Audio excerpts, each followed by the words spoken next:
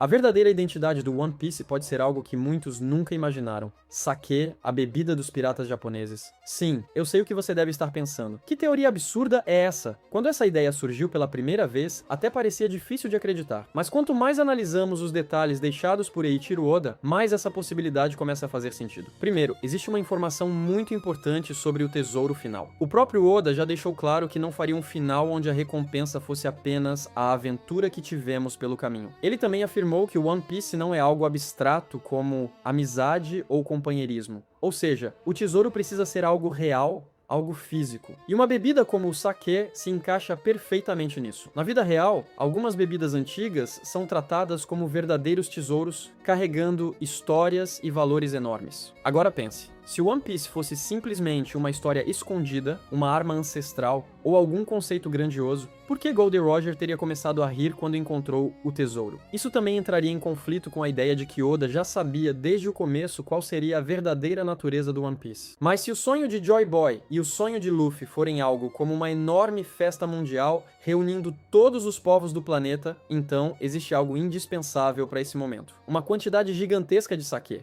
E estamos falando da escala de Joy Boy. Esse barril de bebida poderia ser tão grande quanto um gigante ou até uma montanha. Muitos dizem que Luffy não gosta tanto de álcool, mas existe algo curioso. Durante toda a história, ele sempre compartilhou bebidas com seus amigos. Porque em uma história sobre piratas, o sake sempre teve um papel importante. E existe uma música que reforça ainda mais essa ideia. Binks Sake. Essa canção aparece várias vezes em One Piece e claramente possui uma importância muito maior do que parece. Se o final da história envolver uma grande celebração mundial, então o sake seria a representação física perfeita desse momento. Além disso, existe um possível trocadilho escondido no próprio nome do tesouro. Em japonês, One Piece é chamado de Hitotsunaji no Daihihou, algo como o grande tesouro que conecta tudo em um só. A palavra Hitotsunaji pode significar algo como uma única peça, ou algo unido. Porém, como ela é escrita em hiragana e não em kanji, muitos fãs japoneses acreditam que Oda pode ter criado um jogo de palavras. Se interpretarmos Ito como pessoa, em vez de o significado muda para algo próximo de conectar pessoas. E qual é uma das coisas que historicamente conecta pessoas? O sake. Essa teoria já existe entre fãs japoneses há muitos anos, mas existe um detalhe ainda mais curioso. A palavra piece, presente no título One Piece, também possui uma ligação histórica com bebidas. Na região de Borgonha, na França, pièce é uma unidade usada para contar barris de vinho. Além disso, registros antigos relacionados a navios e piratas também utilizavam esse termo para se referir a determinadas quantidades de bebida. E nós sabemos que Oda é um autor extremamente dedicado a pesquisas sobre piratas e história marítima. Será que a resposta sempre esteve escondida no próprio título do mangá? Talvez o One Piece seja literalmente uma peça de sake. E isso explicaria perfeitamente a reação de Roger ao encontrar o tesouro. Imagine a cena. O governo mundial dizia que aquele lugar escondia um tesouro gigantesco. Roger finalmente chega até Laugh Tale esperando encontrar algo inimaginável. Mas quando abre o segredo, ele encontra um enorme barril de sake acompanhado de uma mensagem de Joy Boy dizendo: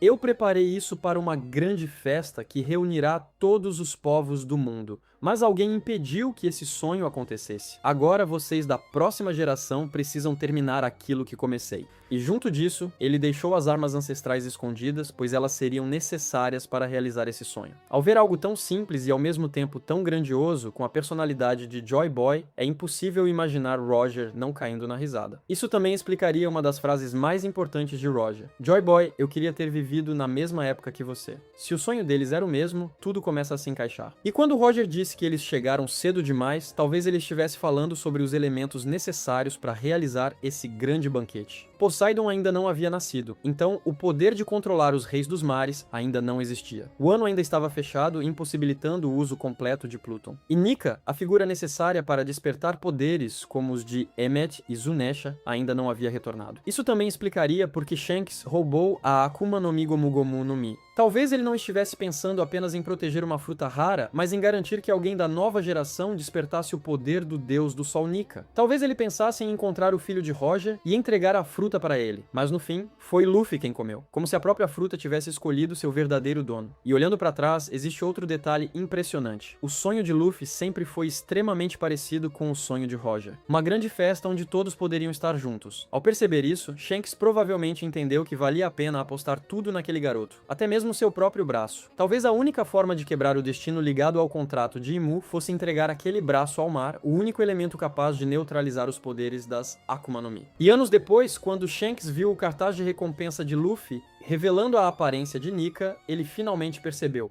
Então, esse é o Deus do Sol que Roger esperava. Para realizar esse sonho e finalmente abrir o barril de sake chamado One Piece, uma grande guerra contra o governo mundial seria inevitável. Mas ainda existe uma pergunta. Afinal, o que significa o misterioso D? Talvez esse seja um dos últimos grandes mistérios que Oda pretende revelar. A verdade é que quase não existem provas concretas sobre isso. Então vamos conectar as pistas deixadas pela história e imaginar uma possibilidade. E se o D for simplesmente o desenho de um copo de sake inclinado? O mesmo copo usado por Luffy, Ace e Sabo quando fizeram seu juramento de irmandade. One Piece parece uma história de piratas, mas possui muitos elementos parecidos com histórias japonesas de honra e laços familiares. Por isso, em momentos importantes, os personagens não levantam canecas de cerveja como piratas ocidentais. Eles usam o tradicional Sakazuki, o copo de sake que representa união e irmandade. E existe um detalhe curioso. A palavra Sakazuki vem da união entre sake e um antigo termo japonês para recipiente. A pronúncia desse termo também é semelhante à palavra lua em japonês. Além disso, o formato do Sakazuki lembra uma meia-lua.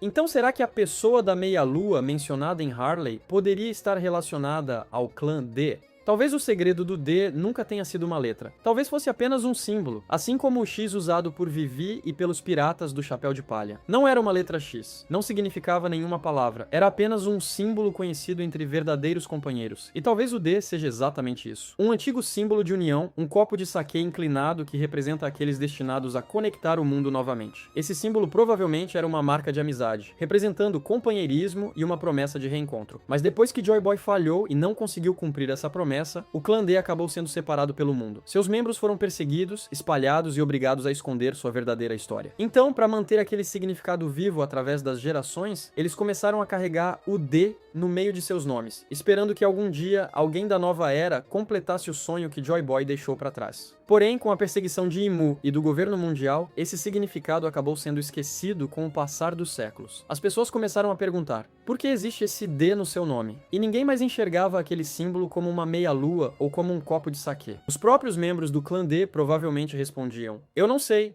mas parece ser algo importante. E é nesse ponto que precisamos falar sobre uma música que pode ser uma das maiores pistas de toda a história de One Piece.